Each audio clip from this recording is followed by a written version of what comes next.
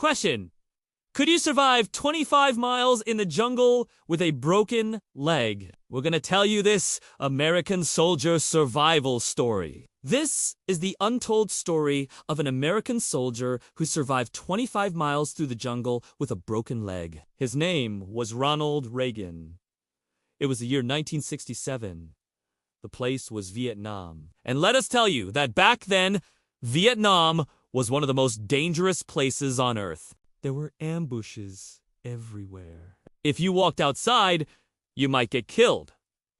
That was just how things were. So it was in these conditions that a very young Ronald Reagan found himself. He was just 22 years old when his elite unit was sent deep into the jungle for a reconnaissance mission. They had to find out what the Viet Cong army was doing inside the jungle. But as they ventured deeper and deeper into the jungle, the chances of survival began dropping like temperatures in December. Because there were enemies everywhere, you couldn't put a foot wrong. Just one wrong step meant death. But Ronald was a professional. He was one of the best soldiers in the U.S. Army. And so, while walking through the thick bush, he managed to avoid all the traps. However, it was only a matter of time before the inevitable happened. Suddenly, boom, an explosion echoed through the jungle. Shrapnel flew everywhere. Some of it hitting Ronald right in his knee. 1 minute, everything was okay. The next minute, he was lying on the ground, bleeding profusely with a broken leg. What happened next was pure chaos. His teammates started to panic. The enemies were closing in on their position. So they grabbed what they could and ran away, leaving Ronald all alone. He was badly hurt. His leg was shattered. Walking normally was simply impossible. Yet he knew if he stayed put, the enemies would find him and end his life. So, despite the unbearable pain, he made a decision.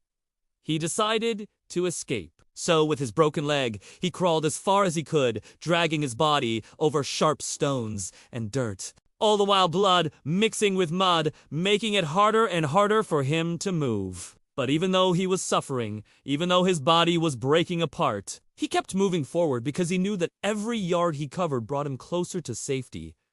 At least that was what he kept telling himself. Meanwhile, the jungle was doing its worst. The sun was scorching above, turning the jungle into an oven. Sweat dripped down his face, mixing with blood and mud.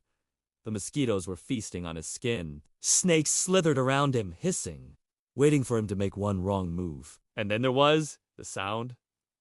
Oh God, the sound. There was a never-ending cacophony of sounds in the jungle. Birds screeching, insects buzzing, tree frogs croaking.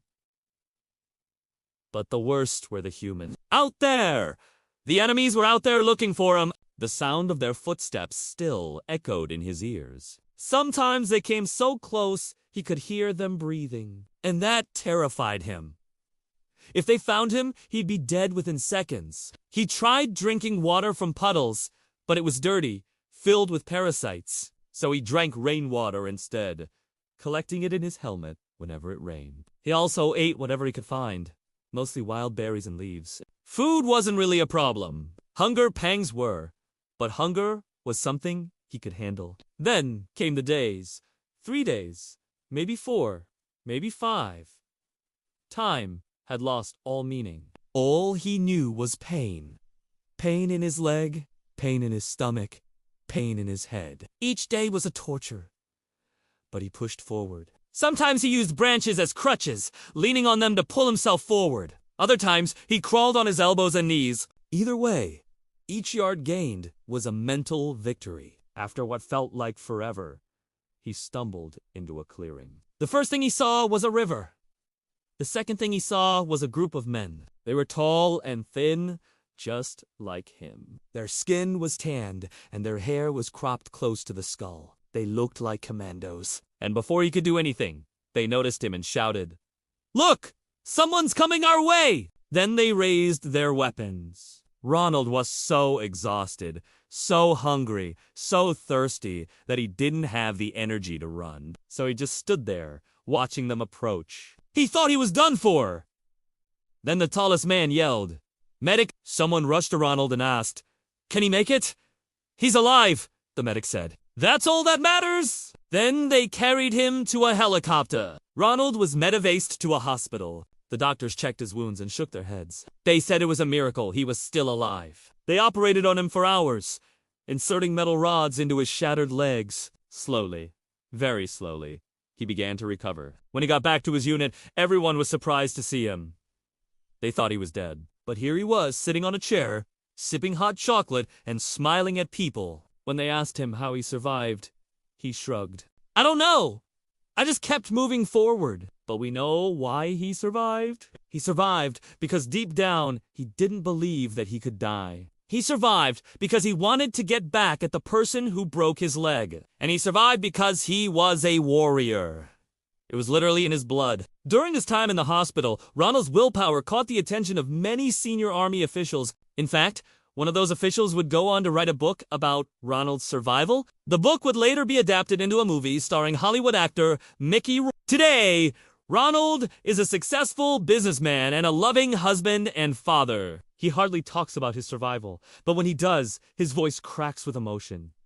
It was the hardest thing I ever did. There were times I wanted to give up, but I knew I couldn't.